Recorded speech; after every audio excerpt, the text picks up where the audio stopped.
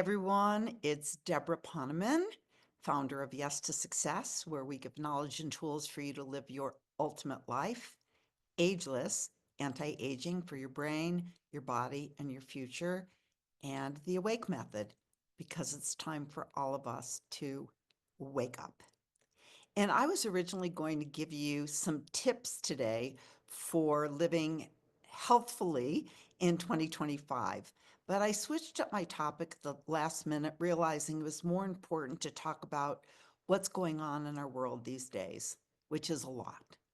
And I was thinking how grateful I am that you listen to my messages on Saturday and that they hopefully make your day and your life a little brighter, because these are the days where community matters so much, not just for our own happiness and well-being, but because when two or more are gathered, as it says in the Bible, I am here. God is here. Love is here. Grace is here. Spirit is here. The angels are here. And speaking of angels, I recently read an amazing book called The Field of Glow by a wonderful man named William Schultz, who sees everything in the celestial realm and has since he was a baby. He actually tells a story in the book where when he was born and he heard his parents' voices, he had the thought, oh no, I'm not here again with them. But what he sees on the celestial level is that when a group of people gather for good, the angels race to be in the room. So your room is probably very crowded right now as we put our attention on good, on God, on love, on light. And that positivity multiplies exponentially when you add light to the world by putting your attention on the light. When you do that, the light comes back to you multiplied, and it will light your path and lighten your karmic load. And now is certainly a time when our world needs all the light we can possibly help generate. The other way we can generate light, besides putting our attention on that which is uplifting, is again staying in community. Every transformational leader I know, at the top of their priorities is to encourage you to ask for and accept support, because this is the time we need to lean on each other. No egos here, just ask for help. And when a friend is struck by a tragedy, small or incomprehensibly large, it's not the time to be philosophical and say to them, well, I'm sure you know everything happens for a reason. Oh, please don't. Or, oh, it's all in divine order. No. And when they're hurting, don't ask them to look on the bright side or say something like, at least you got out alive. As a matter of fact, you should never say at least, because it basically says to the person, you shouldn't feel what you're feeling. As in, at least you have insurance, while they're mourning the loss of every possession, from the first drawing that their daughter drew in her 3-year-old art class, or their grandmother's candlesticks, the only thing their grandmother grabbed while escaping Poland during World War II. Instead, just keep it simple. I'm so sorry for your loss. Please let me know if there's anything I can do for you. And cry with them.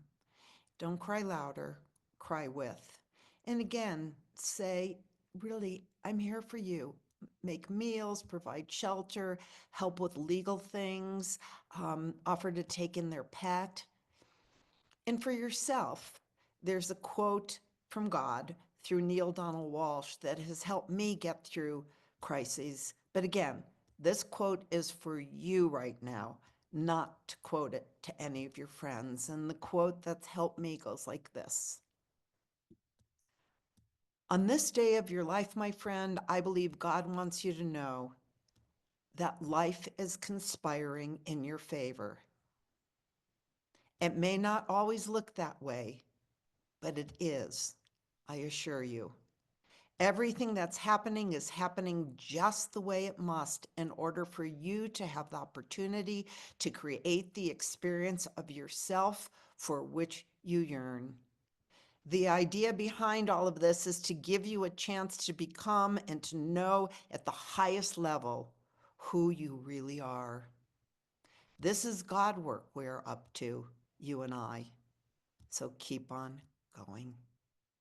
And also, the other day, I was listening to a live lecture being given by the renowned humanitarian and spiritual leader, Gurudev Sri Sri Ravi Shankar. And he was asked the question, it was in India, and there was a big crowd. And someone asked the question, what could possibly be the reason for the LA fires?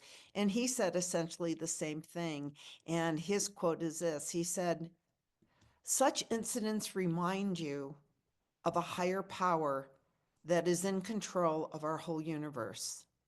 Often the idea that we are in control creates such an illusion in our minds that we get so drowned in the material world, and we feel safe and secure just because we're comfortable materially and living or being brought up in an atmosphere that seems so safe and secure.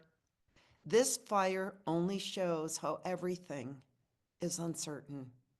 You are safe nowhere, and you are safe everywhere. This is the message. Know that there is a divine providence, that you are still safe in spite of how much fire and how much destruction. There is a power that's protecting you, that's with you. We call it God or the higher self or whatever. Moments of disaster should lead you towards God if you are not already there.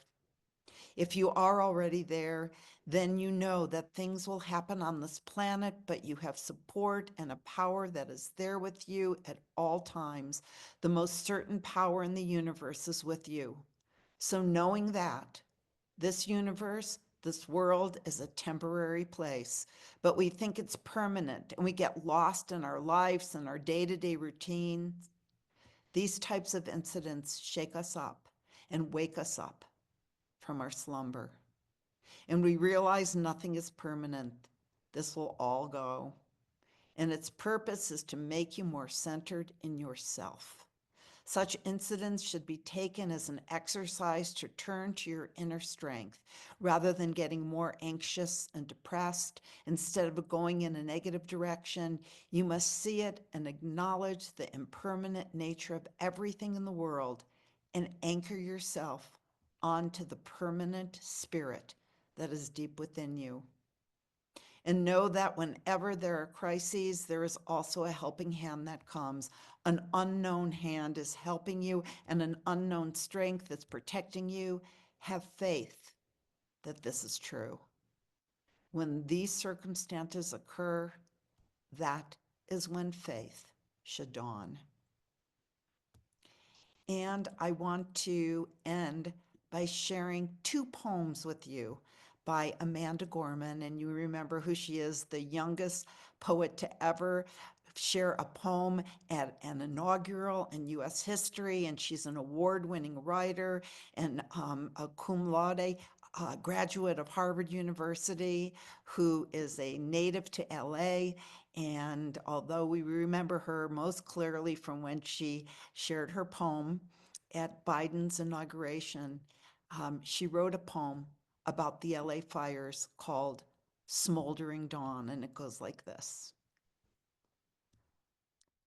All of our angels have gone. In this smoldering dawn, we soldier on. We proved ourselves strong, not by how badly we've burned, but how bravely we bond. Apocalypse does not mean ruin, but revelation. In devastation, this infernus has injured us, but it cannot injure us even in the surreal. We do not surrender. We emerge from the embers. The hardest part is not disaster, but the after. Scorched earth is where the heart hurts, where we restore first, where we start the work. Today we mourn, tomorrow reborn. We end the burning, befriend the hurting, mend those who face the flame. We reclaim our city's name, a revelation that only this place tells.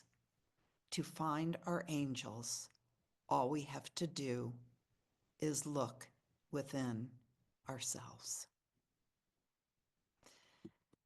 And the second poem I'm going to share is because this Monday there will be an inauguration of a new president.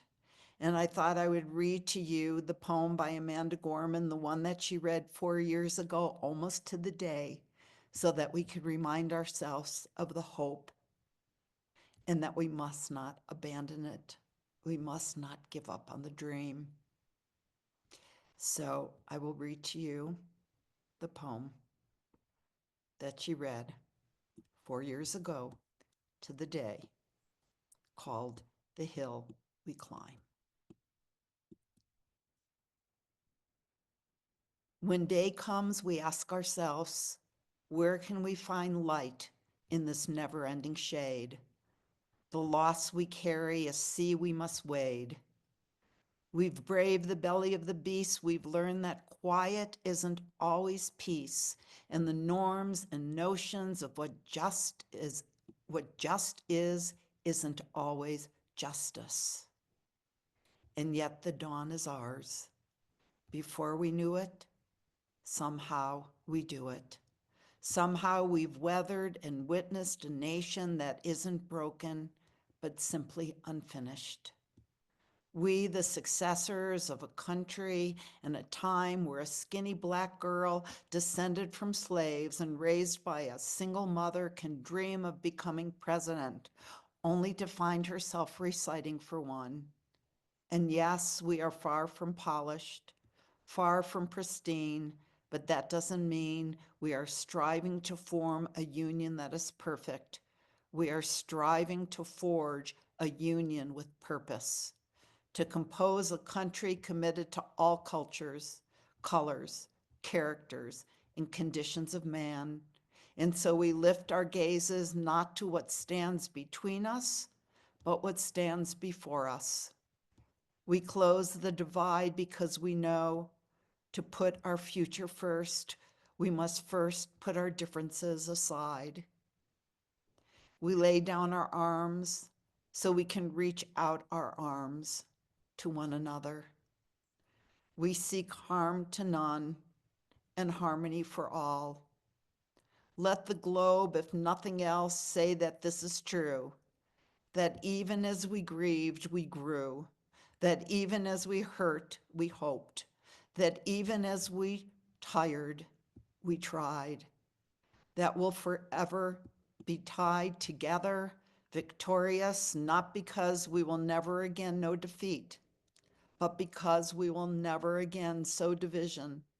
Scripture tells us to envision that everyone shall sit under their own vine and fig tree, and no one shall make them afraid. If we're to live up to our own time, then victory won't lie in the blade, but in all the bridges we've made.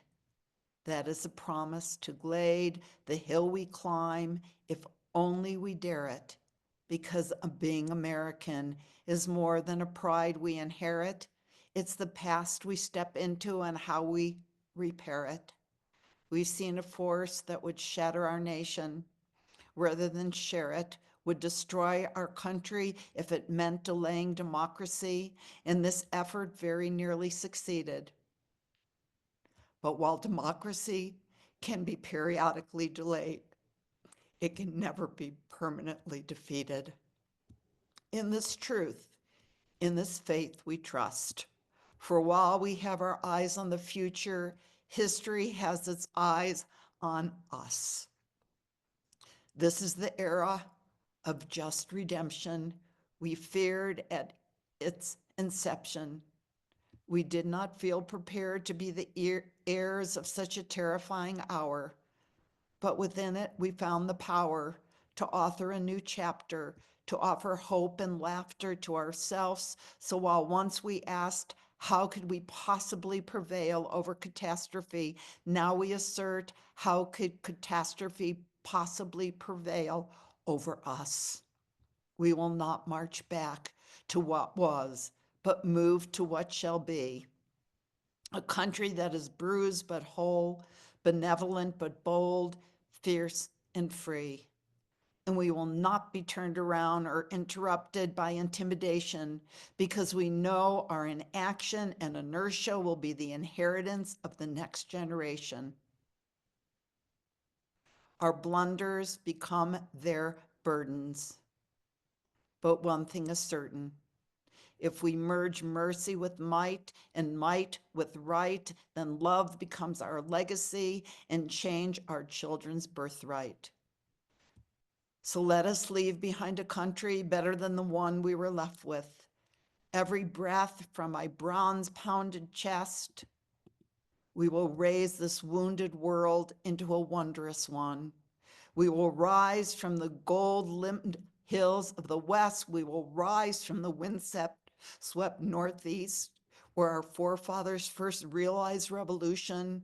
We will rise from the lake-rimmed cities of the Midwestern states. We will rise from the sun-baked south. We will rebuild, reconcile, and recover in every known nook of our nation, in every corner called our country. Our people, diverse and beautiful, will emerge, battered and beautiful. When day comes, we step out of the shade, aflame and unafraid. The new dawn blooms as we free it, for there is always light, if only we're brave enough to see it. If only we're brave enough to be it. So God bless us all. And may God also bless at this time the Israeli hostages and the innocents of Gaza. I'll see you next week. So much love to you. And bye for now.